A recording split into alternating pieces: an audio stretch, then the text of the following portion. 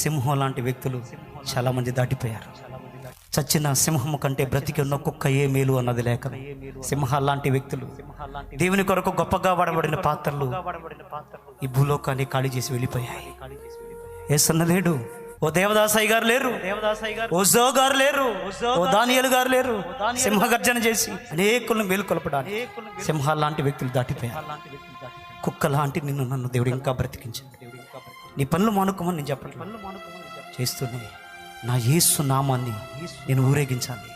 నా యేసు నామాన్ని నా బంధువుల దగ్గరకు మోసుకెళ్ళాలి.